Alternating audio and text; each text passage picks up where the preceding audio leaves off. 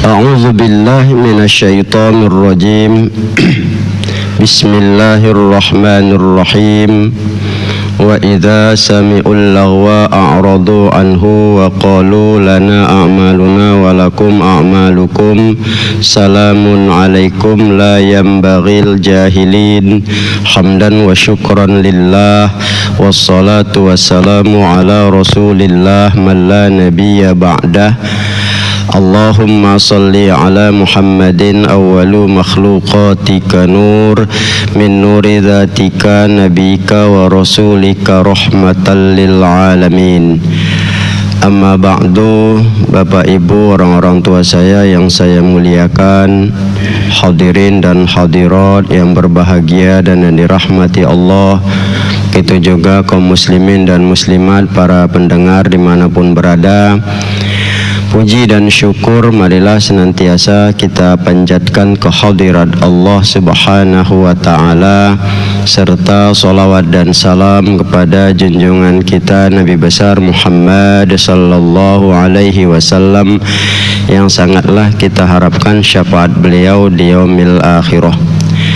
Baik, pada pagi hari ini kita membahas satu hadis Rasulullah sallallahu alaihi wasallam tentang sejatinya sebuah cinta itu yang perlu kita pahami, dan juga kalau kita kaitkan juga dengan kajian kita pada hari Rabu semalam tentang uzlah dan khalwat, ini bisa masa kategori ada persesuaian ya, dan bisa dimasukkan ke dalamnya itu, di mana Rasulullah Shallallahu Alaihi Wasallam bersabda. Ini terdapat di dalam kitab Isti'dad Yaumil Ma'ad ya, yang disusun oleh Imam Ibnu Hajar Al Asqalani sebagai ulama yang mensyarahkan Fathul Bari. Qala Rasulullah Shallallahu Alaihi Wasallam, ya, bersabda Rasulullah Shallallahu Alaihi Wasallam, sidqul mahabbati fi salasi khisalin.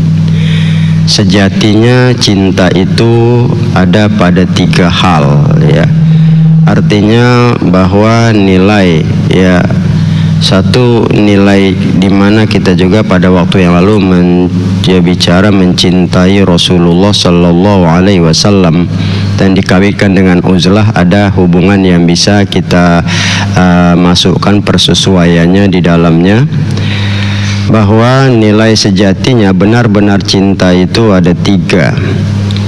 Yang pertama, ayakhtara kalama habibihi ala kalami ghairih, bahwa dia memilih ucapan cakap kekasihnya di atas cakap orang lain ya. Perkataan yang dicintai itu lebih didulukannya daripada perkataan orang lain. Ini jelas kepada kita bahwa kalau kita mencintai ya, terutama Allah Ta'ala, maka kalam-kalam Allah itu lebih mau menghiasi bibir kita daripada cakap yang tidak menentu. Nah, makanya ini juga bisa kita pahami ya, dimana nilai seperti ini kan jauh, apalagi orang yang ya sudahlah malas baca Quran, belajar nggak mau ya, ini kan repot kita bilang manusianya. Cakap yang sia-sia, akhirnya itulah yang terjadi. Di dalam surah Al-Qasas ayat 55 yang semalam juga dipertanyakan oleh Ibu Utabarat itu, ini dikaitkan dengan kalam, memang pas dia uzlah ke arah itu ya. Allah berfirman, wa idza sami'ul lagwa a'radu anhu, apabila mereka mendengar ya perkataan yang lagwa ya, lagwa sia-sia, yang tak berguna, tak ada nilainya, bahkan cenderung kepada ya dosa dan ke arah itu, a'radu anhu, mereka berpaling daripadanya. Wa qalu lana a'maluna wa lakum a'malukum, mereka berkata, kami amal kami, kamu amal kamu. Jadi kalau orang yang tak mau juga berubah cakapnya itu, ya bagus seperti itu. Ambil aja sikap, ya apa boleh buatlah, berpaling. Bikinlah kalian itu, kami bikin begini. Bukan berarti kita itu mau berpisah dalam bentuk pergaulan, tidak begitu ya. Tapi cakap yang lagho itu, yang sia-sia, itulah yang kita tidak inginkan. Ya, maka salamun alaikum. Nah, dengan artinya lembut mengatakan salamun alaikum, ya selamat atas kamu. Jadi bukan berarti ini selamat ini bisa juga satu, ya bukan berarti makna ejekan, doa. Semoga kalian berhentikan, selamatlah kalian. Kalian tak berhentikan, apa boleh buat. La yambagil jahilin, karena kita tidak ya ingin berada pada posisi orang-orang yang jahil. Nah, karena kalau udah begitu kan jahil lah kita, tiap hari cakap kita nggak ada yang betul, cakap sia-sia terus. Nah, maka itulah kalau kita memang mencintai Allah dan Rasulnya, salah satu tandanya itu ya kata-kata Allah, kata-kata Rasul itu jelas ya satu hal yang lebih kita utamakan dari yang lainnya. Yang kedua, kata Rasulullah, wa yakhtaru majalisa habibihi ala majalisati ya ghairihi. Dia lebih memilih ya duduk bersama kekasihnya itu ya daripada duduk bersama orang lain. Artinya bahwa sama yang lain itu apa yang diinginkan. Kalau duduk sama Allah, itulah yang digambarkan sebagai kita uzlah, dalam artian ya malam-malam kita bangun, kita sholat tahajud, itu kan sama dengan ya Allah datang sama kita. Bukan berarti duduk berdampingan, tapi mengasingkan diri ke arah itu menunjukkan adalah satu sikap ya. Apalagi ya dalam satu hadis qudsi, ya dusta hambaku mengatakan cinta kepadaku, itu dalam kitab Mishkatul Anwar Imam Ibnu Arabi saya baca itu ada satu hadis qudsi, ya Allah berfirman, dusta hambaku itu yang mengaku cinta kepadaku tapi tidak mau bersunyi-sunyian denganku di tengah malam, kata Allah. Ini kan artinya sama kita ya duduk di majelis Allah itulah pada malam hari. Ketika kesunyian malam kita duduk di situ, apalagi kalau kita kaitkan dengan Rasulullah, ya orang yang memang itulah yang dikerjakannya, mengambil waktu-waktu. Kalau siang kita sibuk dengan dunia kita, maka malam harus ada fokus ke arah itu. Ini yang penting ya. Jadi juga digambarkan kalau dari kaitan uzlahnya ya para sahabat terutama para Rasul dulu, ya seperti itulah digambarkan mereka mengambil malam hari itu sebagai dirinya untuk Allah. Itu juga lah yang digambarkan oleh Sa'id bin Amir ya, ketika Umar datang, ya banyak delegasi datang dari Homs itu ya, bahwa memprotes dia, kenapa dia ya kalau siang, kalau malam nggak bisa minta ya urusan sama dia, malam tidak dia terima, satu hari dia tidak terima orang dari pagi sampai malam, kan itu masalahnya. Kemudian dia kalau kerja agak siang, ternyata ya dia jawab, Umar berharap jawaban itu benar dan memang benar ya. Kenapa saya kerja sampai siang baru saya keluar untuk memimpin rakyat? Karena saya cuma punya baju satu. Digambarkannya bukan baju satu ya, dia itu membantu istrinya dulu menumbuk gandum, selesai masak nanti barulah dia keluar. Dalam satu hari bajunya tidak banyak, cuma satu.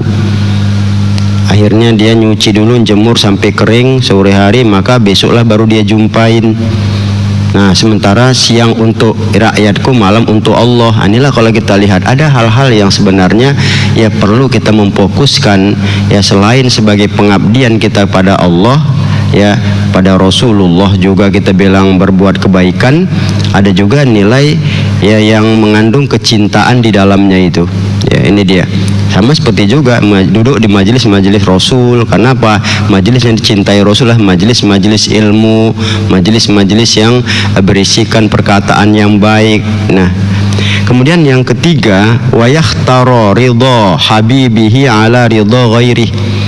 Tanda cinta yang sejati yang benar itu adalah memilih ridho kekasihnya yang dicintainya daripada ridho orang yang selain dari itu.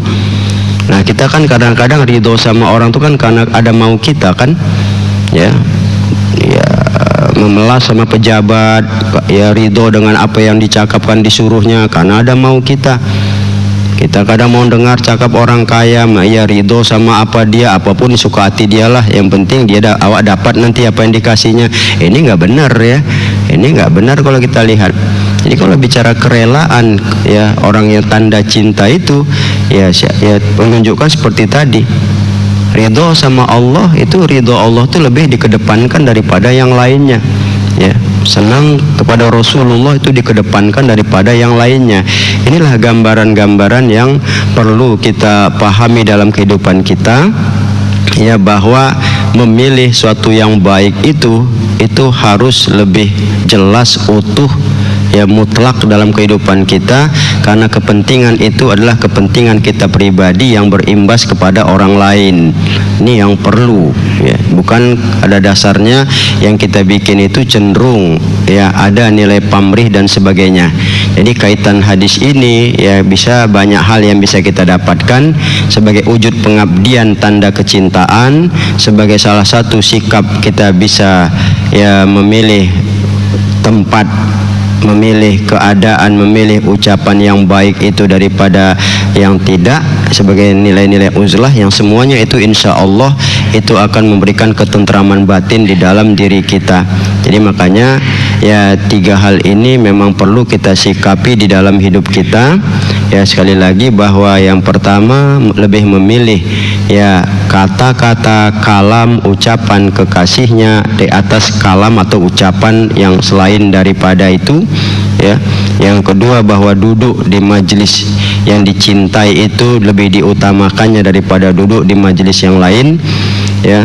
Kemudian memilih ridho kekasih atau yang dicintai daripada ridho yang lain. Ini yang sekali lagi menjadi satu pegangan bagi kita, hingga kita ke depan lebih arif memilih, lebih pandai, ya, memilah, kita bilang, dan insya Allah apa yang kita perbuat itu ini akan menjadi satu kebaikan demi kebaikan dengan didasarkan rasa cinta yang akan mengharapkan dari Allah berupa ketentraman, ketenangan, kebeningan